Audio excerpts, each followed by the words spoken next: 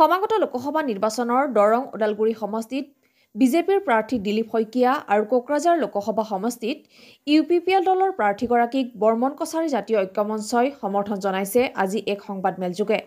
বৰ্মন কছাৰী ঐক্যমঞ্চৰ কেন্দ্ৰীয় সমিতিৰ সভাপতি সম্পাদক ক্ৰমে দিলীপ বৰ্মন আৰু সঞ্জীৱ বৰ্মনে সোমবাৰে ভেৰগাঁৱত আয়োজন কৰা সংবাদমেলত এনডিএক সমৰ্থন জনোৱাৰ লগতে বিটিচিৰ প্ৰমোদ বড়ো চৰকাৰখনক শলাগ লয়। আকৌ এবাৰ নৰেন্দ্ৰ মোদীক প্ৰধানমন্ত্ৰী বনাবৰ বাবে বৰ্মন কছাৰী জাতীয় ঐক্যমঞ্চই লোকসভা নিৰ্বাচনত দুগৰাকী প্ৰাৰ্থীক ভোট প্ৰদান কৰিবলৈ স্বজাতীয় লোকসকলক আহ্বান জনাইছে।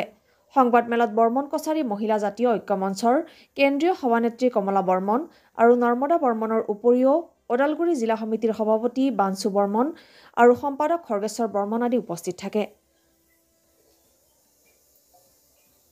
খৈৰাবাৰীৰ পৰা দীপেন ডেকাৰ report, north east live today.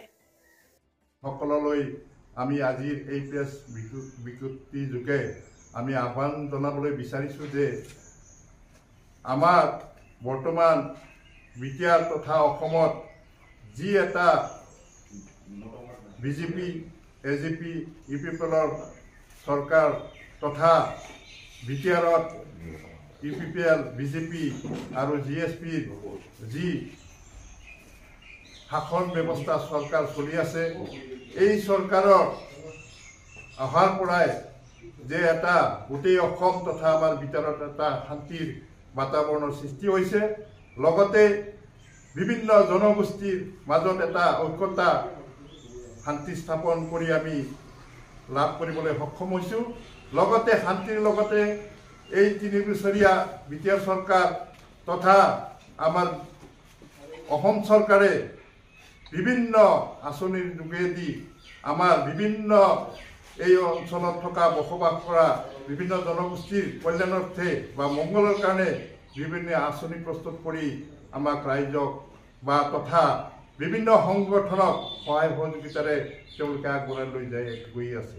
গতিকে আমি এইবেলি আমাৰ আকৌ পুনৰ কেন্দ্ৰত নৰেন্দ্ৰ মোদীৰ প্ৰধানমন্ত্ৰী হোৱাৰ বাবে আমি আমাৰ সদৌ বৰ্মন কছাৰী জাতীয় ঐক্যমঞ্চৰ তৰফৰ পৰা আমি সদৌ অসমত এনডিএ প্ৰাৰ্থীক আমি সমৰ্থন জনাম। দৰং আৰু ওদালগুৰি সমষ্টি আৰু কোকৰাঝাৰ সমষ্টি, এই দুটা সমষ্টিত আমাৰ মঙলদৈ সমষ্টি দৰং ওদালগুৰি সমষ্টিত আমি দিলীপ শইকীয়াক সমৰ্থন জনাইছোঁ। লগতে আমাৰ কোকৰাঝাৰ সমষ্টিত আমি ইউপিপিএল দলক আমি আমাৰ তৰফৰ পৰা আমি সমৰ্থন জনাইছোঁ। গতিকে আজিৰ এই প্ৰেছ বিজ্ঞপ্তিৰ যোগে আমি আমাৰ বৰ্মন কছাৰীসকলৰ অধ্যুষিত অঞ্চলসমূহক আমি আহ্বান জনাইছোঁ যাতে আগন্তুক নিৰ্বাচনত আমাৰ সদৌ অসম তথা আমাৰ বিটিআৰ অঞ্চলত থকা বিভিন্ন ঠাইত বৰ্মন কছাৰীসকলে যাতে আমি সমৰ্থন দিয়া প্ৰাৰ্থীক যাতে তেওঁলোকে ভোট প্ৰদান কৰি যাতে আগন্তুক দিনত আমি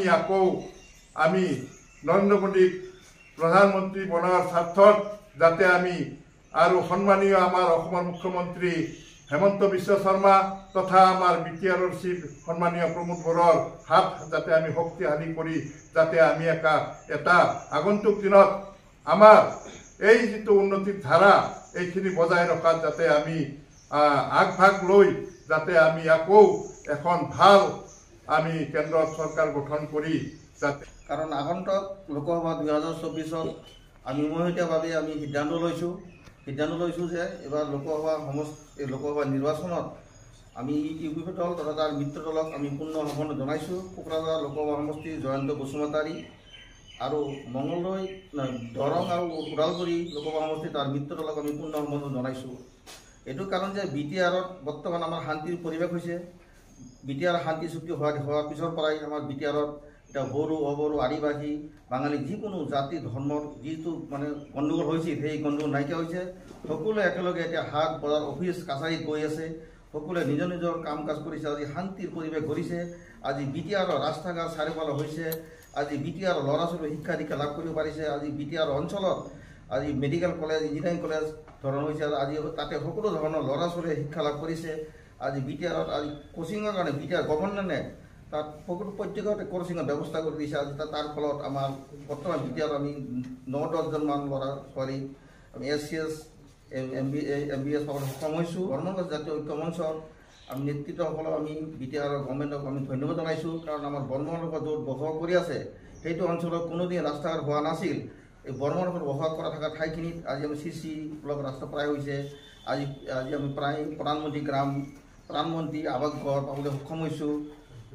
আৰু আমি আজি আমাৰ বিটিআৰ গভৰ্ণমেণ্টৰ প্ৰমোদ বড়োৰ নেতৃত্বত আমি বৰ্মনগৰ জাতীয় ঐক্য মঞ্চৰ কেন্দ্ৰীয় কাৰ্যালয় আমি বাস্কা জিলাত বনাইছোঁ আৰু তৈয়াৰ হৈছে। আজি নিৰ্মাণ কাম চলি আছে আৰু শেষ অৱস্থা। তাৰ কাৰণে আমি প্ৰমোদ বড়ো ডাঙৰীয়াক আমি ধন্যবাদ জনাইছোঁ, পূৰ্ণ সমৰ্থন জনাইছোঁ। ধন্যবাদ।